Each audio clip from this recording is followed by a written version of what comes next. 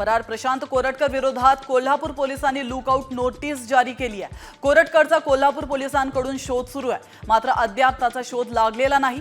त्यामुळे आता पोलिसांनी लुकआउट नोटीस जारी केली आहे। प्रशांत कोरटकर दुबईला पळाल्याचा संशय व्यक्त करण्यात येत होता, मात्र तो भारतात असल्याचं सिद्ध झालंय। गेल्या काही दिवसांपासून फरार प्रशांत कोरटकर दुबईला पळून गेल्याची जोरदार चर्चा होती। कोरटकर कोलकाता मार्गे दुबईला गेल्याचं बोललं जात होतं। त्याचा दुबईतला फोटो सध्या व्हायरल झाला होता। शिवरायांबद्दल आक्षेपार्ह वक्तव्य करणाऱ्या कोरटकरला मुंबई हायकोर्टाकडून दिलासा मिळालेला नाहीये।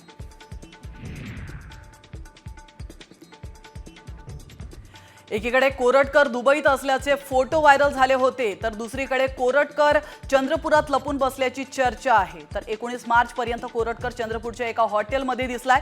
कोरटकरला अटकेपासून दूर ठेवण्यात काही पोलीस कर्मचारी मदत तर करत नाही ना, अशी शंका उपस्थित केली जाते।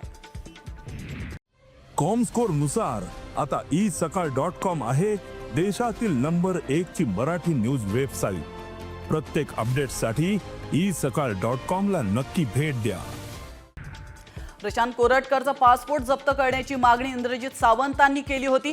शिवरायांचा अपमान करणारा सुटता कामा नये असंही त्यांनी म्हटलं होतं। कोरटकर सारखा चिल्लर माणूस परदेशात पळाला तर हे गृह खात्याचं अपयश आहे असंही त्यांनी म्हणालं होतं। आणि त्या पार्श्वभूमीवर कोल्हापूर पोलिसांनी आता कोरटकरचा पासपोर्ट जप्त केला।